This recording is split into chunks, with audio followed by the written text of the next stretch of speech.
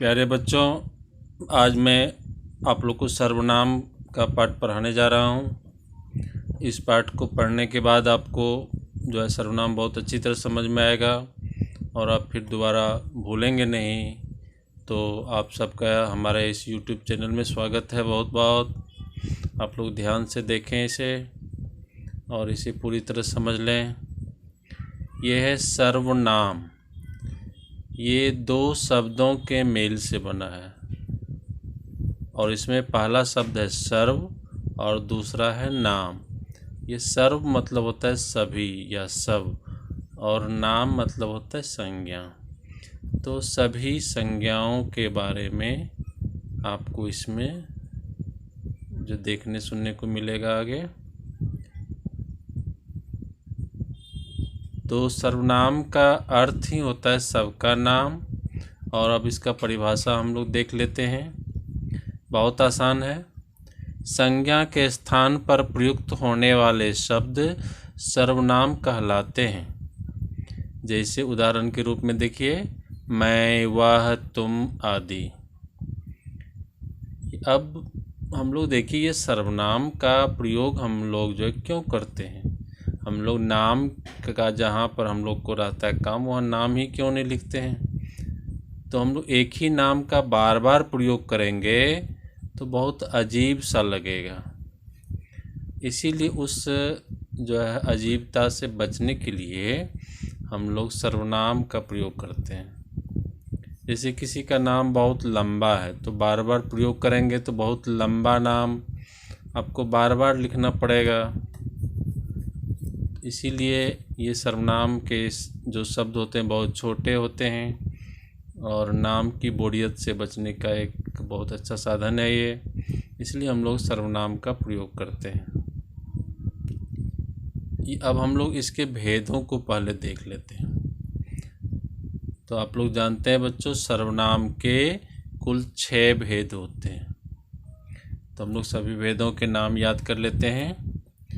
पहला है पुरुषवाचक सर्वनाम, दूसरा निश्चयवाचक सर्वनाम, तीसरा अनिश्चयवाचक सर्वनाम, चौथा प्रश्नवाचक सर्वनाम और पांचवा है संबंधवाचक सर्वनाम, छठा है निजवाचक सर्वनाम। ये 6 भेद हैं। और इसमें से आपको जो पहला भेद है पुरुषवाचक सर्वनाम, इसके भी 3 भेद होते हैं जो हम लोग इसके बाद देखेंगे।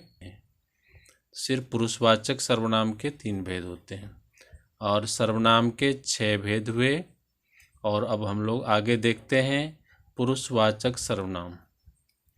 तो इसकी भी पहले परिभाषा समझ लेते हैं बच्चों। जिस सर्वनाम से पुरुषों, तो यहाँ पुरुषों से मतलब है स्त्री या पुरुष दोनों।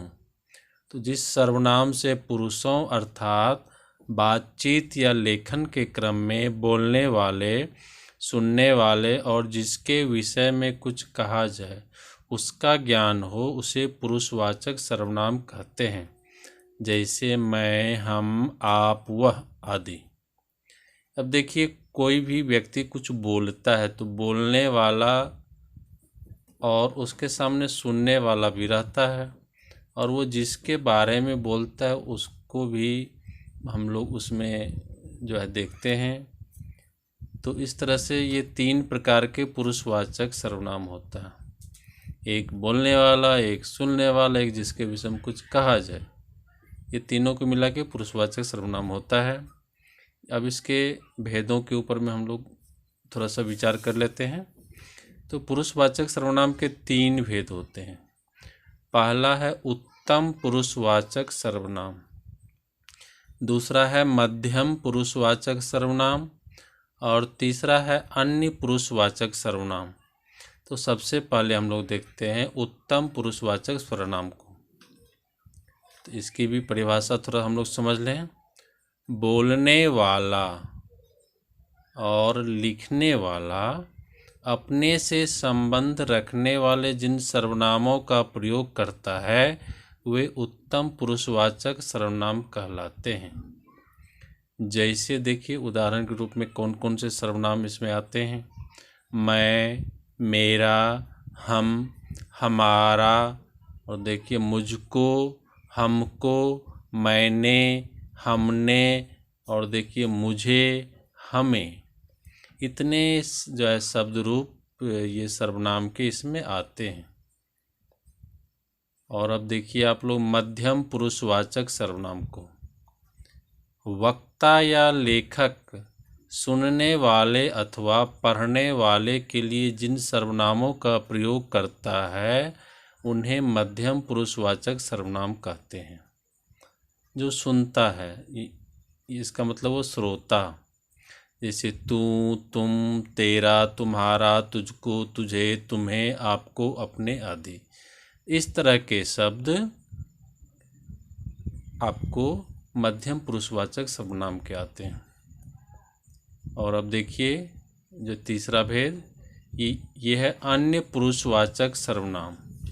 इसकी परिभाषा देख लेते हैं। वक्ता या लेखक सुनने या पढ़ने वालों के अलावा अन्य व्यक्तियों के लिए जिन सर्वनामों का प्रयोग करता है उन्हें अन्य पुरुषवाचक सर्वनाम कहते हैं, जैसे वह, वे, उसे, उन्हें आदि। जैसे मैंने कहा कि वह जाता है, तो जो जाता है उसको मैंने नहीं कहा, मैंने किसी और को सुनाया कि वह जाता है। और अब देखिए ये सर्वनाम का दूसरा भेद ये है निश्चयवाचक सर्वनाम। तो इसकी परिभाषा हम लोग समझ लें। किसी निश्चित व्यक्ति, वस्तु, घटना या कर्म के लिए प्रयुक्त होने वाले सर्वनाम निश्चयवाचक सर्वनाम कहलाते हैं, जैसे यह, ये, वह, वे, उन्हें, इन्हें आदि। निश्चयवाचक से हम लोग एकदम सीधा सीधा देख लेते हैं, जिससे किसी चीज़ का निश्चय हो जाए। जैसे यह राम है, एकदम निश्चय हो गया है, कोई कन्फ्यूजन नहीं है, हमारे मन में किसी प्रकार का संदेह नहीं रहा। ये हम उसे देखते हैं, जानते हैं, पहचानते हैं और उसके बारे में पूरी तरह निश्चित हो जाते हैं। और अब इसी से मिलता जुलता इसका तीसरा भेद यह है अनिश्चयवाचक सर्वनाम। अब इसका देखिए हम लोग थोड़ा परिभाषा देख लें। किसी अनिश्चित व्यक्ति, अनिश्चित वस्तु, घटना या व्यापार के लिए प्रयुक्त होने वाले सर्वनाम अनिश्चयवाचक सर्वनाम कहलाते हैं, जैसे कोई, किसी, कुछ। अब इसको वाक्य में प्रयोग करके यदि हम लोग देखेंगे तो और अच्छी तरह समझेंगे। अब देखिए शायद ये दरवाजे पर कोई है, तो शायद दरवाजे पर कोई है तो इसका मतलब है हम उसे जान नहीं रहे हैं, पहचान नहीं रहे हैं, सिर्फ अंदाज लगा रहे हैं कि दरवाजे पर कोई है। तो यहाँ कोई शब्द जो है ये अनिश्चयवाचक सर्वनाम का उदाहरण हुआ। दूसरा उदाहरण देखिए, रास्ते में कुछ खा लेना। आप लोग कहीं बाहर जाते हैं, आपकी माँ आपको जो है ज़रूर बोलेगी कि रास्ते में बेटा कुछ खा लेना। तो ये कुछ शब्द जो है ये अनिश्चयवाचक सर्वनाम है। इसमें आपकी माँ ये नहीं बता रही कि आम खा लेना या लीची खा लेना या जो है रसगुल्ला खा लेना या रोटी खा लेना, ये कुछ नहीं, कुछ खा लेना, जो भी खाना, लेकिन कुछ खाना ज़रूर। ये अनिश्चित रहता है, क्या खाएं ये निश्चित नहीं रहता है। अब देखिए और एक उदाहरण, हम किसी को कुछ नहीं कह सकते। यहाँ पर कुछ शब्द है और किसी भी है, तो यहाँ जो कुछ आया हुआ है तो इसमें निश्चित नहीं है कि क्या कह सकते हैं, नहीं कह सकते हैं, तो इसीलिए ये अनिश्चयवाचक सर्वनाम के अंतर्गत आता है। अब देखिए चौथा भेद इसका ये है प्रश्नवाचक सर्वनाम। जिन सर्वनामों से किसी व्यक्ति, वस्तु, घटना या व्यापार के बारे में प्रश्न का बोध हो उन्हें प्रश्नवाचक सर्वनाम कहते हैं। ये देखिए सिर्फ प्रश्न का बोध होना चाहिए। और इसका उदाहरण देखिए क्या होता है, कौन, किसे, किसने, क्या, कब आदि। अब इसका कुछ वाक्य प्रयोग आप लोग देख लेंगे तो और अच्छी तरह समझ में आ जाएगा। तुम्हें क्या चाहिए, ये जो है क्या शब्द यहाँ पर जो है लगाने से ये सब जो है पूरा वाक्य ही प्रश्नवाचक हो गया। तो क्या चाहिए, ये एक प्रश्न है, कुछ उसका उत्तर होता है कि मुझे एक पुस्तक चाहिए या कुछ और चीज़ भी।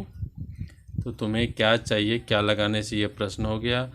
और उसके बाद देखिए दूसरा उदाहरण है आपके सामने कि तुम कब जाओगे। जाने का समय हो जाता है तो आपसे लोग बराबर पूछते हैं तुम जाओगे कब या तुम कब जाओगे। तो ये जो कब शब्द है इसको लगाने से ही प्रश्नवाचक हो गया। अब देखिए तीसरा उदाहरण आप लोग को मैं बताने जा रहा हूँ कि घर में कौन है। तो इसमें जो कौन शब्द है ये प्रश्नवाचक सर्वनाम का उदाहरण के रूप में यह प्रयुक्त हुआ है। घर में कौन है तो हम किसी से कोई सवाल पूछ रहे हैं, प्रश्न पूछ रहे हैं, तो इस तरह के जो शब्द आते हैं ये प्रश्नवाचक सर्वनाम होते हैं। और देखिए अंत में जो प्रश्नवाचक का चिन्ह भी इसमें लगता है। ये चिन्ह बहुत ज़रूरी है। ये प्रत्येक प्रश्नवाचक वाक्य में ये प्रश्नवाचक का चिन्ह ज़रूर लगता है। और अब हम लोग जो चलते हैं पांचवें भेद के बारे में जो जानते हैं, इसका नाम है संबंधवाचक सर्वनाम। देखिए कितना अच्छा है, संबंधवाचक, संबंध का बोध कराने वाला सर्वनाम। तो इसकी परिभाषा को देखते हैं। जिन सर्वनाम शब्दों से दो भिन्न बातों का संबंध प्रकट होता है अथवा जो प्रधान वाक्य से आश्रित वाक्यों का संबंध जोड़ते हैं उन्हें संबंधवाचक सर्वनाम कहते हैं। जैसे जो सो, वह जो, और उसके बाद है जिसे वही, फिर देखिए जिसको उसको, जिसे उसे, जिसकी उसकी, और देखिए तेते, जेती, जैसी, वैसी, जिसने, उसने। ये दोनों जो है शब्दों का जोड़ा एक ही साथ आता है। एक ही वाक्य में ये दोनों आपको मिलेंगे, जो एक प्रधान वाक्य में एक आश्रित वाक्य में आपको मिलेंगे। थोड़े से उदाहरण इसके भी देख लीजिए, बहुत अच्छी तरह से समझ में आएगा। जो करेगा सो भरेगा। अब इसमें देखिए जो भी आया हुआ है, सो भी आया हुआ है। ये जो और सो ये दोनों साथ में आया है, थोड़ा अलग अलग है। हमने ऊपर के उदाहरणों में एक साथ देखा है, लेकिन ये आता है अलग अलग। और इसका जब हम वाक्य में प्रयोग करते हैं तो एक तरफ जो रहता है, एक तरफ सो, मतलब एक भाग पहले एक भाग बाद में। तो आप यहाँ देखिए पहले भाग में जो करेगा सो भरेगा। अब इसका दूसरा उदाहरण देखिए, जिसे भी देखता हूँ वही व्यस्त है। तो यहाँ पर कौन सा उदाहरण है, जिसे वही। तो हमने ऊपर में देखा भी था कि जिसे वही भी इसका एक उदाहरण है। अब ये दोनों यहाँ साथ साथ तो है नहीं, अलग अलग है। तो जिसे भी देखता हूँ वही व्यस्त है। तो इसी तरह से ये प्रयोग भी होता है। अब तीसरा उदाहरण देखिए, जैसी करनी वैसी भरनी। अब ये देखिए जैसी इधर है वैसी इधर है। तो जैसी वैसी ये दोनों एक ही वाक्य में आते हैं और ये संबंधवाचक सर्वनाम के रूप में जाने जाते हैं। अब चौथा उदाहरण देखिए, यह है तेते पाँव पसारिए जेती लांबी सौर। ये बहुत प्रसिद्ध कविता का अंश है। इसका आप लोग अर्थ थोड़ा बताइएगा कि यहाँ है तेते और जेती, ये दोनों का कॉम्बिनेशन बहुत अच्छा यहाँ मिलता है और ये दोनों साथ में एक ही वाक्य में प्रयोग होते हैं।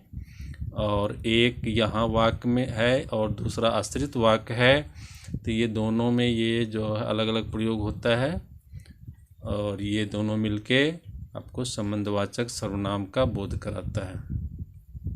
इस तरह से आप लोग संबंधवाचक सर्वनाम समझ गए हैं। और अब देखिए अंतिम में है निजवाचक सर्वनाम।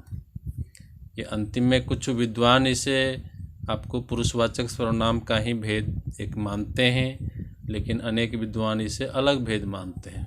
तो हम लोग भी अलग भेद के रूप में पढ़ लेते हैं। ज़्यादातर पुस्तकों में इसे अलग भेद के रूप में ही दिया गया है। तो इसकी परिभाषा हम लोग देखते हैं। वक्ता या लेखक स्वयं अपने लिए जिन सर्वनाम शब्दों का प्रयोग करता है उन्हें निजवाचक सर्वनाम कहते हैं। जो बोलने वाला है या लिखने वाला है वह अपनी ओर जब इशारा करता है तो वहाँ पर निजवाचक सर्वनाम के शब्दों का प्रयोग किया जाता है। अब इसके उदाहरण देखिए, यह है आप, अपने आप, स्वयं, खुद, स्वतः और देखिए निज, इस तरह के शब्द आते हैं। अब इसको भी हम लोग थोड़े से उदाहरण से बहुत अच्छी तरह समझेंगे। जैसे मैं अपना काम स्वयं करता हूँ, यहाँ देखिए स्वयं शब्द आया हुआ। ये स्वयं मतलब ये जो मैं है, जो भी व्यक्ति बोल रहा है, सीधे उसके बारे में है कि ये काम कौन करता है। बोलने वाला खुद करता है, ये स्वयं करता है। और ये दूसरा हो रहा, आप लोग देखिए उदाहरण, हम खुद ही इधर आ गए। हमको किसी ने बुलाया नहीं, हम खुद ही इधर आ गए, अपने आप इधर आ गए हैं। यहाँ खुद शब्द आपको निजवाचक सर्वनाम का उदाहरण है। ये खुद से मतलब हुआ जो बोलने वाला है वही अपनी जो बात बता रहा है, हम अपने मन से ही इधर खुद ब खुद आ गए। अब तीसरा आप लोग देखिए उदाहरण, वह स्वतः समझ गया। इसका मतलब होता है जिस बात को वो समझने की कोशिश कर रहा था, चाहता था कि कोई मुझे समझा दे, वह स्वतः समझ गया, अपने आप समझ गया।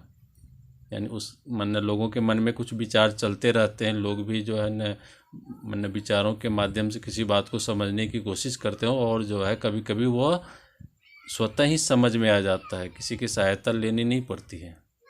तो वह स्वतः यानी बोलने वाला जो भी व्यक्ति होगा, मोहन, सोहन, रमेश, दिनेश, तो वह स्वतः समझ गया।